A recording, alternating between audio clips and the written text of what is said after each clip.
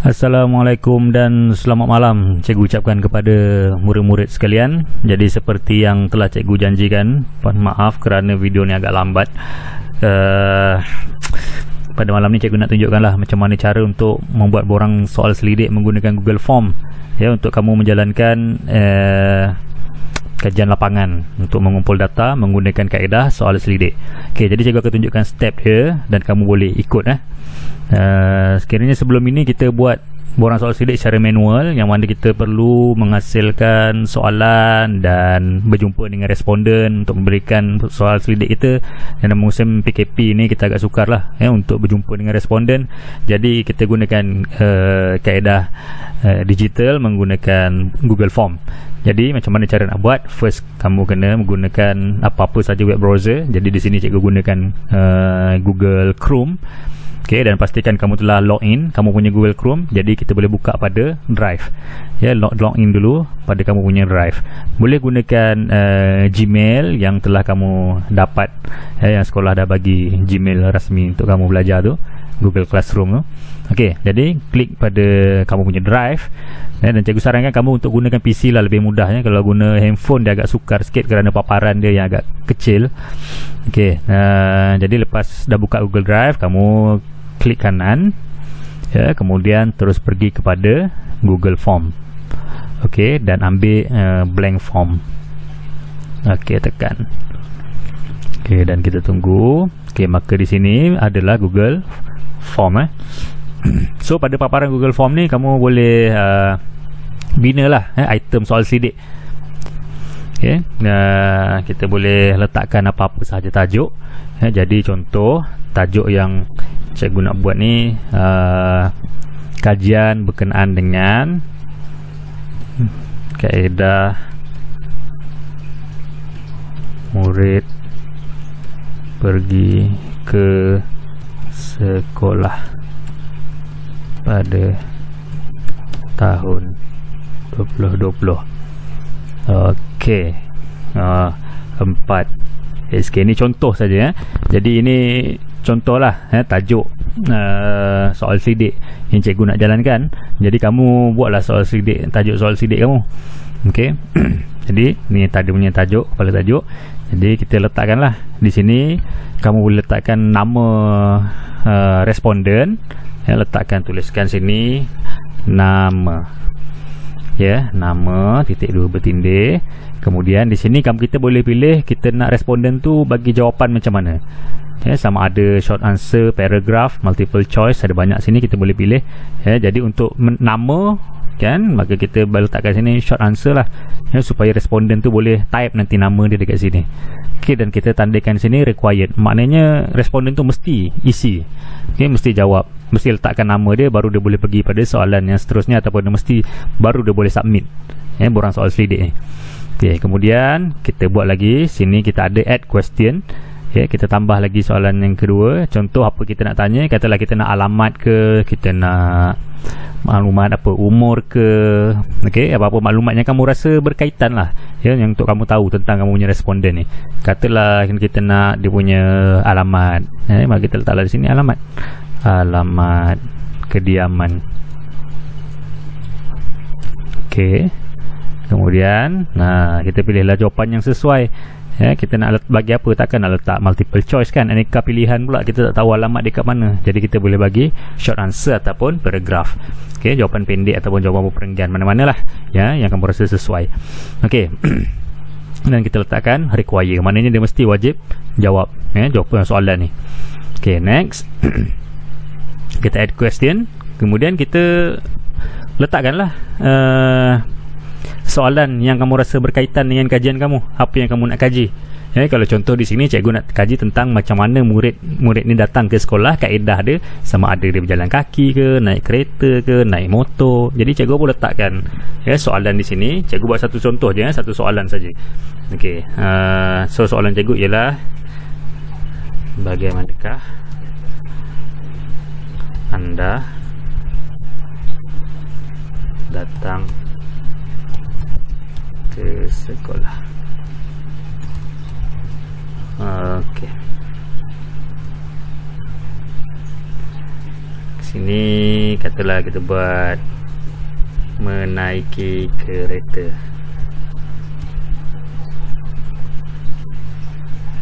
Menaiki motosikal.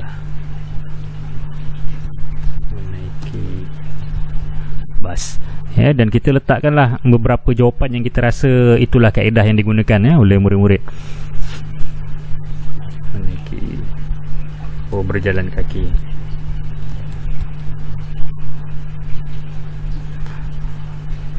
Berakit. Okey. Dan di sini cikgu letakkan multiple choice supaya responden kita boleh memilih lah ya, mana dia punya jawapan atau mana dia punya kaedah lah untuk dihadir ke sekolah. Okey, ataupun katalah sini dah kamu dah berpuas hati dengan jumlah-jumlah ni, ataupun kita boleh letak di sini add other ya, add other ni kalau terlebih ni kau boleh pangkas je. Okey, add other ni maknanya lain-lain lah. Okey,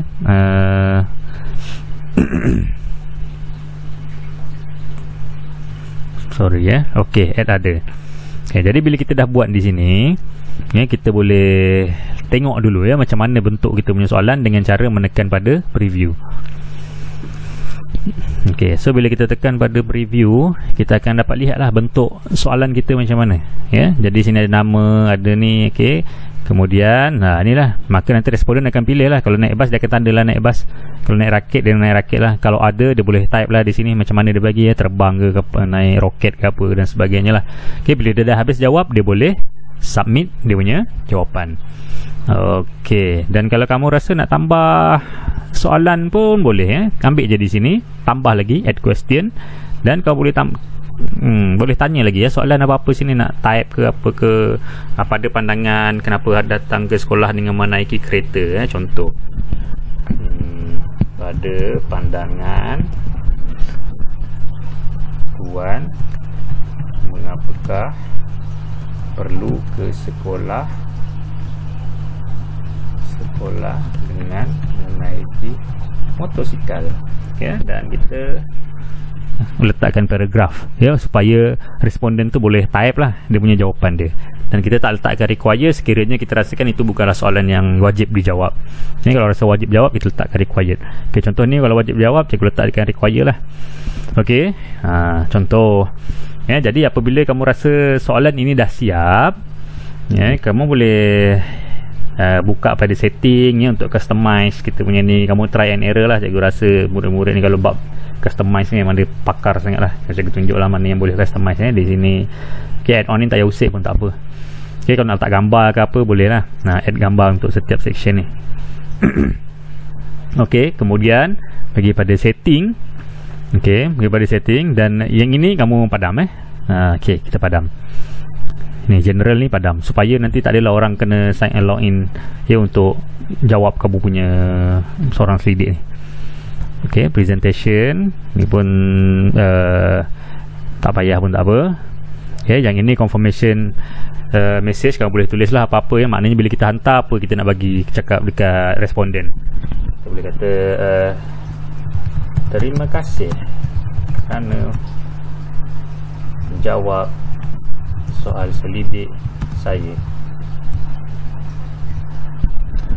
Okey, quiz ni tak payah ya sebab kamu bukan buat quiz ya, kamu buat soal selidik ya, kemudian kita save.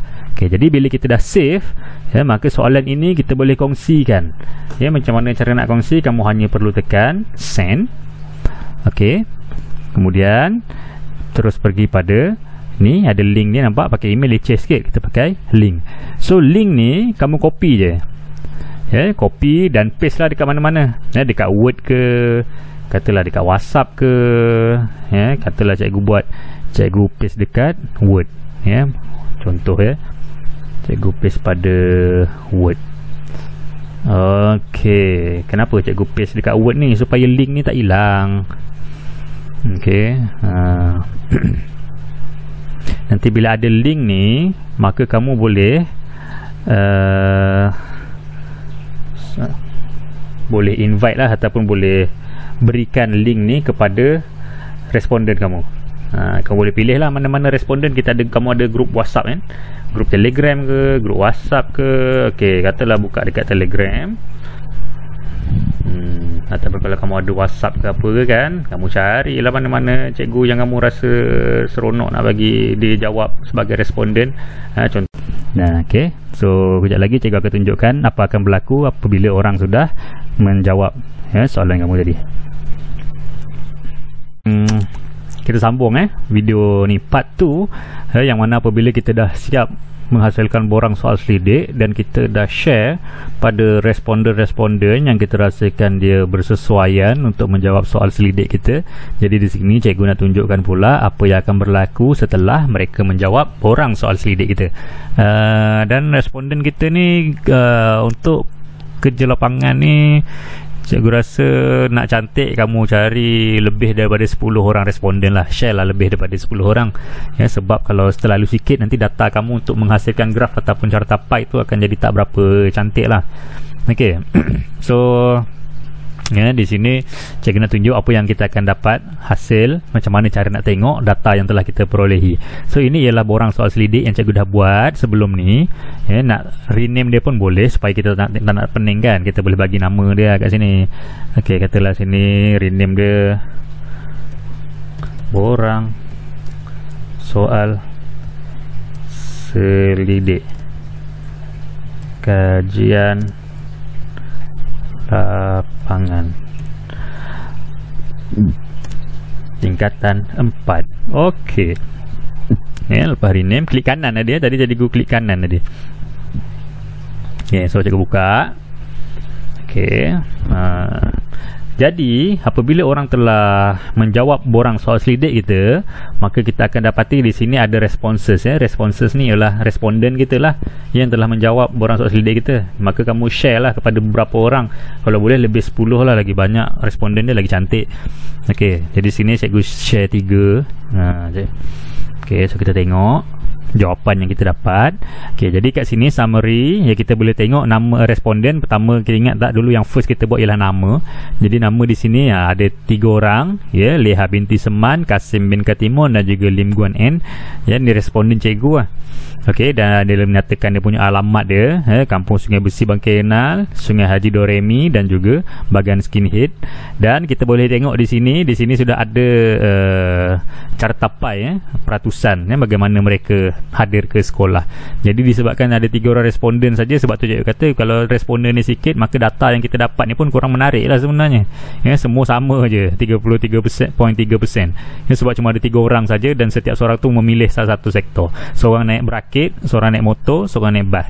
So kalau responden kamu ramai, dia akan jadi banyak lah di sini dia punya persen dia untuk setiap sektor tu. Setiap sektor pula, untuk setiap yelah sudut sektor ni. Okey. Jadi ni dia punya soalan yang esei tu kan, mengapa kena pergi sekolah naik motosikal, dan ni jawapan dia orang lah sebab rumah jauh lah, cepat ke perjalanan kerana tak ada kereta. Sebab tu lah dia naik motor, sebab dia tak ada kereta. Kalau dia ada kereta, dia naik kapal terbang. Okey, dengan ni tak payah tengok pun tak apa. Okey, dan di sini kamu boleh tengok individual punya jawapan. So seorang-seorang tak payah tengok pun tak apalah. Okey, jadi kalau kamu nak dapatkan dia punya data dia ni, ni tengok dekat sini je kan. Nak dapatkan dia punya data dia, kamu boleh pergi pada sini. Nampak tak ada benda menatang hijau ni? Kamu tekan. Okey, kemudian nampak di sini ada create a new spreadsheet. Maknanya kita nak data ni lah, nak ambil data ni. Okey, so kita tekan create. Okey, bila kita tekan create, maka kita akan dapatlah bilangan ni. Mana ni Okey, sorry, saya punya internet agak slow sikit di sini working.